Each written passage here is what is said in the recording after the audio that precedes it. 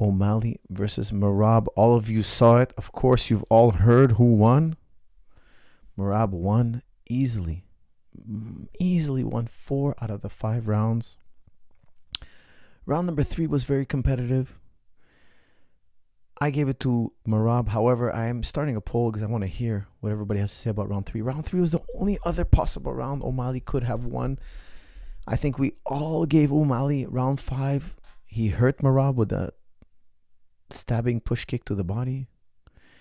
Merab was kind of on the run, but Merab also knew he had the fight in the bag. He knew he had 100% certainty he was ahead in the fight. All he had to do was survive, but he did get hit hard with a toe stab, a teeping toe stabbing kick from O'Malley, and then O'Malley kind of chased him and tried to put the final touches on him, and then Merab did one final takedown. Level change, gets into the leg, gets a single, gets into a high crotch position, runs the pipe, runs the crackdown, gets on top of O'Malley and wins the fight. Okay, doesn't win that round. He doesn't win round number 5, but he definitely wins the fight. No argument here. We all agree Merab won. Now, how did he do it?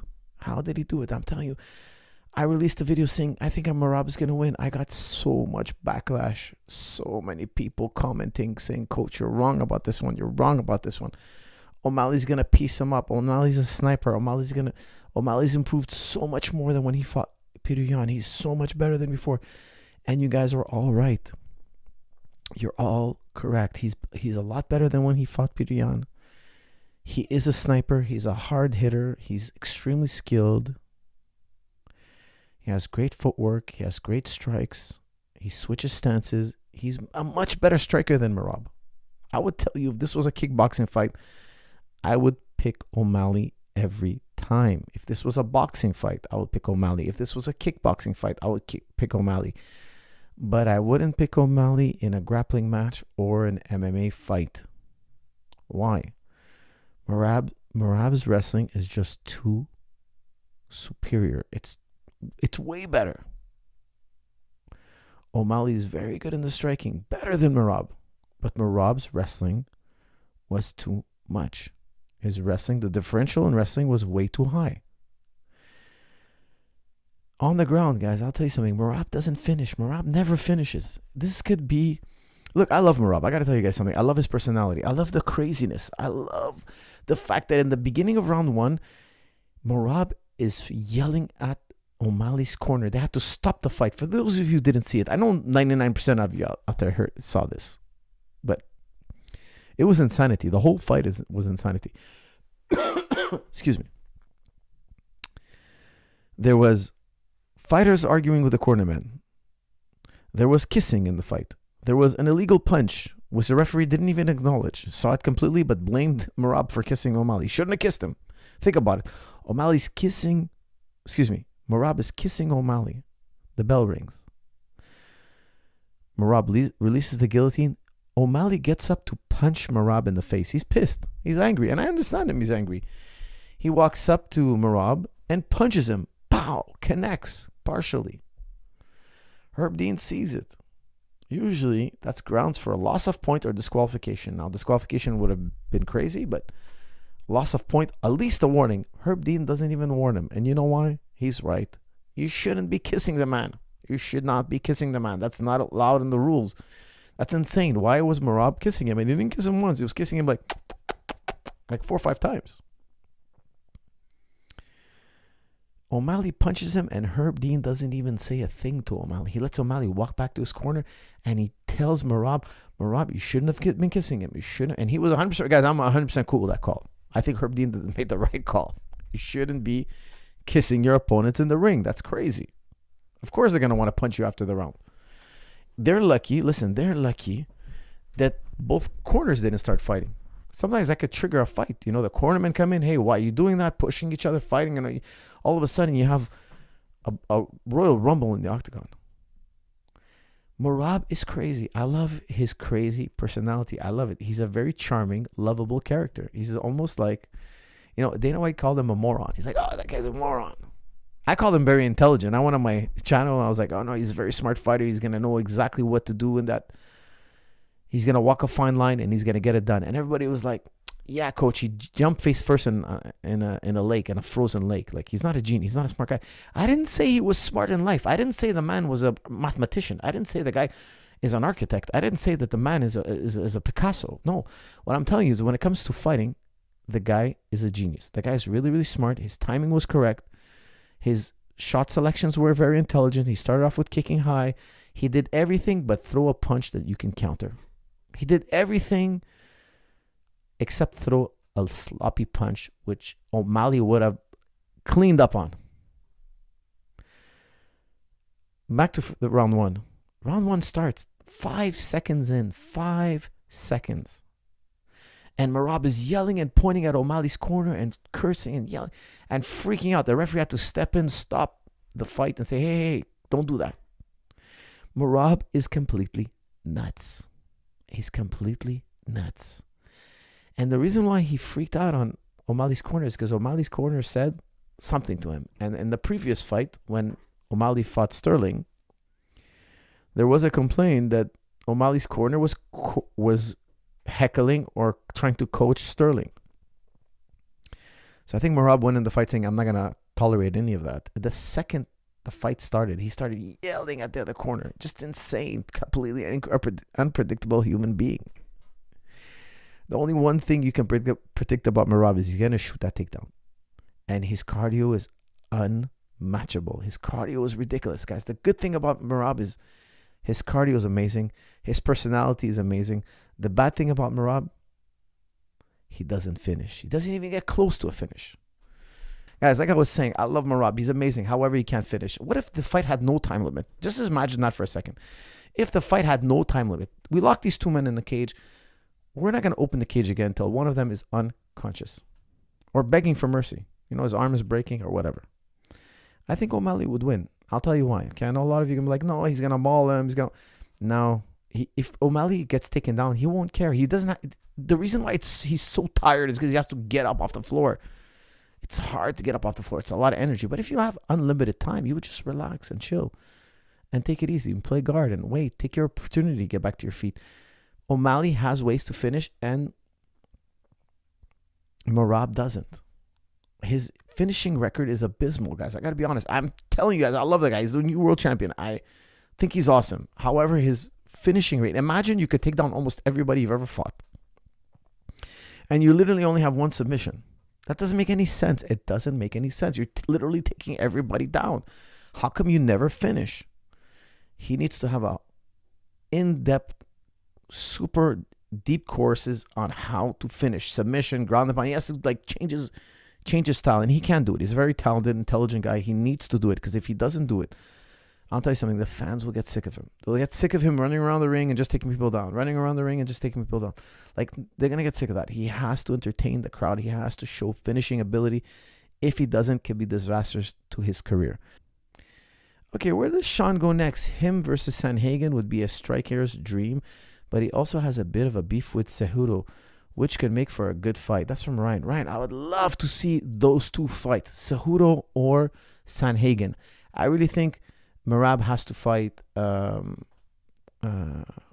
because the O'Malley fight was too one-sided. If they do a rematch, man, and the fight goes the same way, the fans will be furious. The UFC, I don't think, will take that chance. And imagine they rematch 3 months from now, 4 months from now, and Merab just keeps taking him down, and just we see the same fight twice, and you paid big money for it, and they try to hype you up the same fight, but this time it's going to be different. The fans will hate it. Now, if the fight was close and controversial and seesaw battle, yes, you can have a rematch. But a fight that's so one-sided, it's got to be Merab versus Umar, and it's got to be, excuse me, hiccups, guys, pardon me. It's got to be Sanhagen or, like you said, Cejudo. That would be crazy. O'Malley versus Sanhagen or Cejudo. Those two names are the two perfect names for O'Malley to take on. I love those two fights. Salam, coach, here's your biggest fan from Morocco. What adjustments do you think Sean O'Malley needed to do if he ever fought Merab again in order to win? That's from Zach D1. Zach, thank you very much, man. I'm in Morocco quite often, so I'd love to do a seminar there in the future. I was supposed to do one the last time I was there, but got too busy. Next time I'm going to try to organize a seminar, try to keep an eye out for it, and one day we'll meet in person. Okay, Zach, I can tell you, what could he do? He has to increase his wrestling, like emergency level. The wrestling differential was too great. Too great. The sprawling was non-existent. He never really sprawled. He got pushed up against the fence and defended a little bit. He got hit. He got put to the ground and got up. But where was the sprawl? Where was the sprawl? It was just too easy. Now, I'm not going to tell you that it was easy to stop Merab. It was easy for Merab. Now, Merab is an incredibly difficult guy to stop. But guys, look at Jose Aldo. One of the most difficult human beings to take down ever in MMA. Merab fought him at 135. Don't forget, he was the king at 145. Now he goes down to 135. He's past his prime, and Merab still couldn't take him down. Doesn't that tell you guys how amazing Jose Aldo's takedown defense is? I rewatched it before. I rewatched Merab versus O'Malley before the breakdown. And he didn't take down Jose Aldo once. It was a very close fight. Now, Jose Aldo's doing this after, being past his prime. This guy, the best wrestler in the division, the guy who walked over the champion just recently, last week, couldn't take Jose Aldo down once. That just goes to show what a different level of champion Jose Aldo was. Even past his prime, these elite guys can't take him down. Even past his prime. What an insane, there are levels to this sport. There's a world champion, then there's these legendary world champions, and Jose Aldo is definitely one of these legendary world champions. Think about it. Merab in his prime can't take down Jose Aldo way past his prime. Isn't that insane? But he can take down the current UFC world champion at will, almost, practically at will. So I'm just trying to tell you, there was too much of a differential in wrestling. I would pay a lot of attention to O'Malley's wrestling, and I would pay a lot of attention to what he does on the ground. A lot of what he did on the ground, in my opinion, was needless energy spent. Again, easier said than done, guys. It's not easy. It's really not easy to fight a guy like Merab. I got to tell you guys something. O'Malley is one of the best fighters in the world. He's an incredible striker. He's a very good wrestler. He's not naive in wrestling. He's very well trained in wrestling. He's very well versed on the ground. We're just talking about a guy who's a complete outlier in the division, a guy who's a monster, a guy who could literally take down almost everybody except Jose Aldo. I mean, he took down Peter Yan. Peter Yan ain't no picnic to take down, but he took him down. But, so did O'Malley. I mean, O'Malley's not far. He's not far away in the wrestling. It's just that night his wrestling was off. And Merab's takedowns were lightning fast. I rewatched them. I was like, man, that's a hard takedown to stop. Like, I don't think many guys could stop it. That's why it blew my mind that Jose Aldo was not only able to stop it, but Jose Aldo actually stopped every single takedown. Guys, we can't underestimate what Jose Aldo did. And at what part of his career he's doing it. Jose Aldo is one of the greatest of all time talents and fighters ever. It's mind-boggling to me that he could stop every single one of Merab's takedowns. When I'm telling you, Merab is a massive outlier when it comes to taking people down.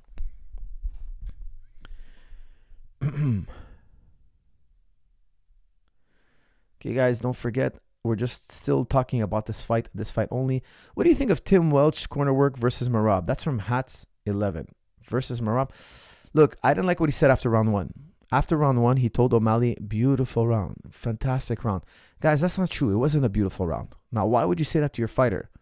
Do you think that O'Malley's broken mentally and you need to cheer him up? No, of course not. The guy's he's a born and bred fighter. He can handle the truth. I don't know why Tim Welch, I would love to ask him, why did you tell him it was a beautiful round? He obviously lost round one. I didn't look at the official scorecards, but I guarantee you that every single one of them. Let me look it up. Official cards, UFC 306, right?